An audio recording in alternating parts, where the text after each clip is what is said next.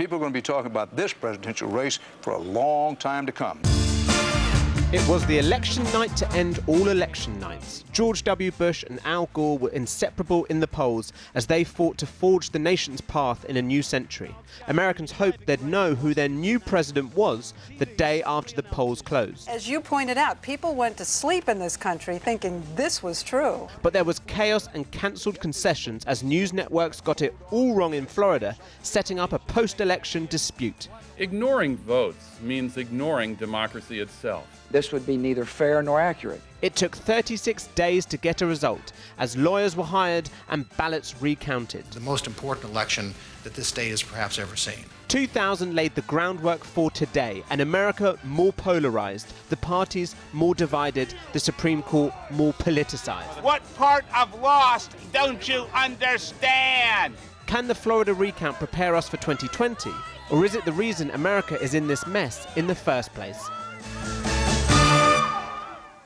The millennium election pitted two formidable opponents against one another. On the Democratic side, Al Gore, the former Tennessee senator turned vice president under Bill Clinton. You know, this is likely to be a long night tomorrow night, a close race. For the Republicans, Texas Governor George W. Bush, who was hoping to follow in his father's footsteps to the White House. The night is passing, and we are ready for the day to come. The polls throughout the year showed a fluctuating but tight race, so come election night, pundits and pollsters were already saying this was a race that was too close to call. To talk me through the night's events, I chatted with Washington Post columnist Karen Tumulty, who back then was reporting for Time magazine and spent the night with the Gore campaign in Nashville, Tennessee. And I will never forget waking up at about 5:30 a.m. and thinking, did I dream that?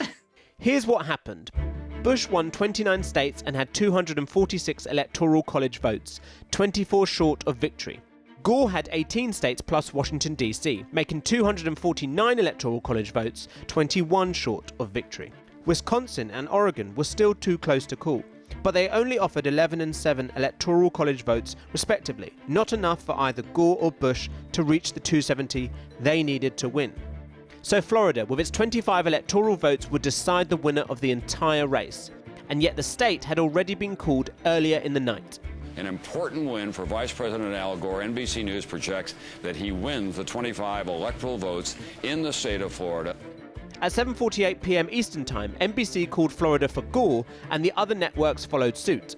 Mike, you know I wouldn't do this if it weren't big. Florida goes for Al Gore. That was based on initial data from the Voter News Service, an exit poll that showed Gore narrowly ahead.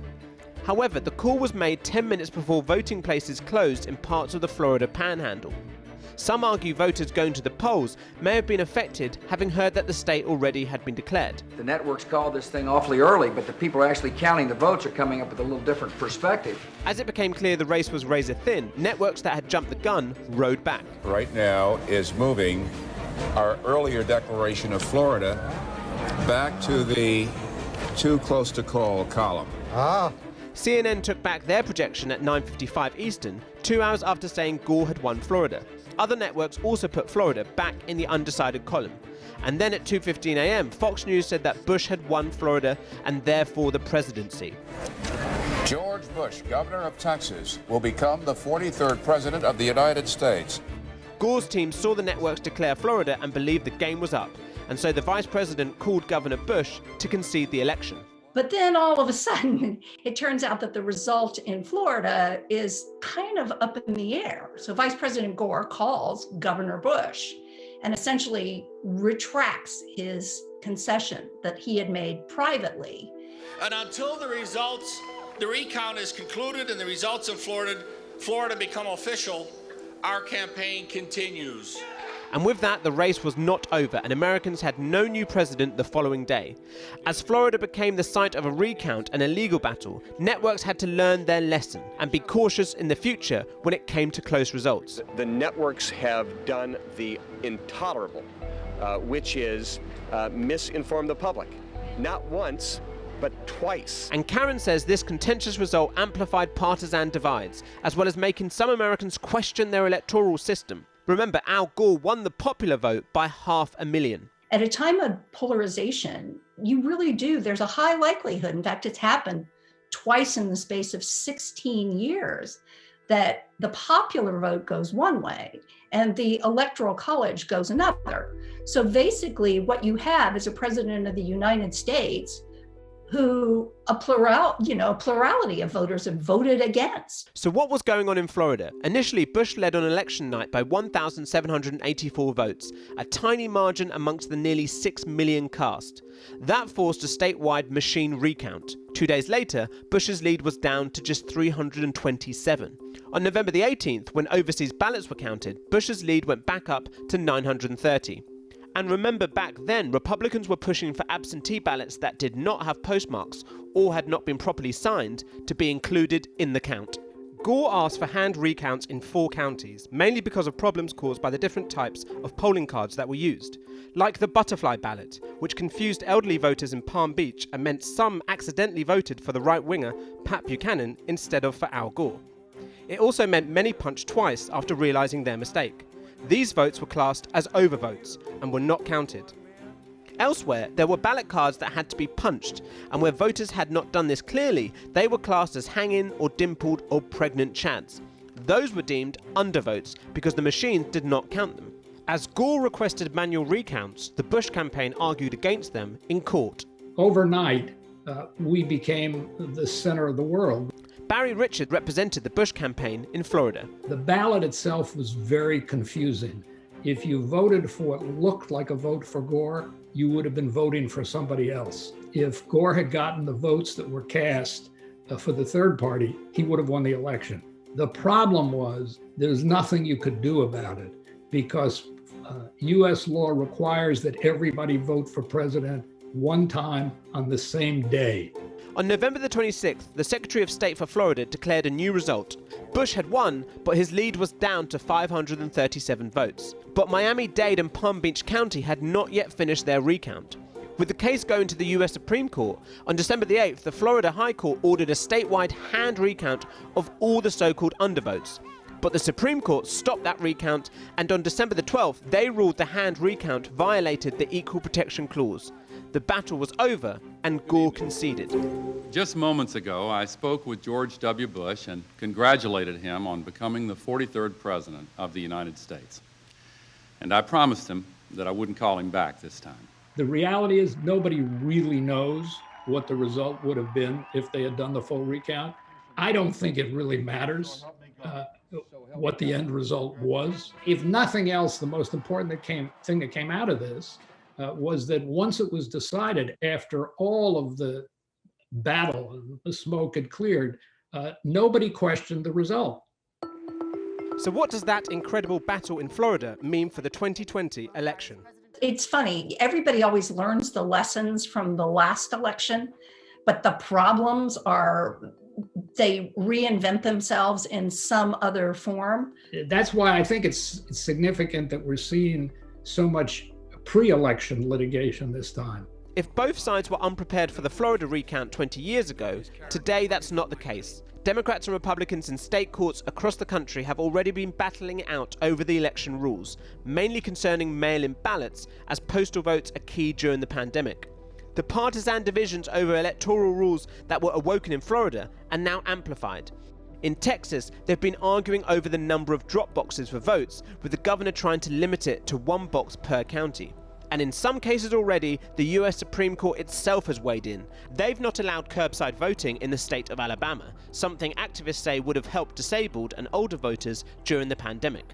And just a week before the election, the court ruled that postal votes sent on election day itself, but that arrive afterwards, will not be counted in Wisconsin. In her dissent, Eleanor Kagan noted that in the April primaries, that included 80,000 ballots. I spoke to John Steinman. He works at the legal group Protect Democracy. I'm concerned about Wisconsin and Pennsylvania right now, in large measure because there's confusion among voters about when they should be returning their absentee ballots. There's been changes, for instance, in Wisconsin, from having to be required to have your ballot in by election day. A few weeks ago, a judge ruled that you could have it in 6 days after the election, and now the Supreme Court has said, no, that's not true. So there's this back and forth. So close to the election, I'm concerned about that confusion.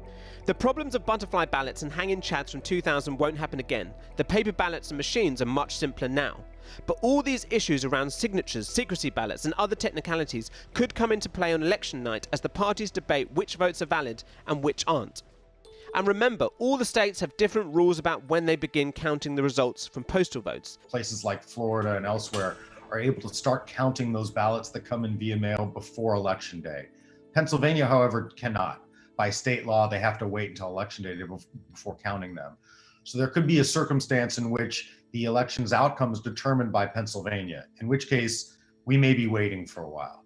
But if the election outcome is not dependent on a place like Pennsylvania, we may not have to wait. And the worry is that with President Trump making unsubstantiated claims about mail-in ballots and a rigged election, he might try to seize the narrative before all the results are in. The framers were not interested in speed. They designed a process that is deliberate, but it's not fast. And it's really important that for all of us who value democracy, that we allow that process to work so that those who try and game outcomes by being the loudest voice in the room are rejected. And President Trump has said he expects the election to once again go to the Supreme Court and has rushed through the confirmation of Amy Coney Barrett to ensure a Conservative majority. And Coney Barrett, Brett Kavanaugh and John Roberts all advised the Bush team during the Florida 2000 dispute.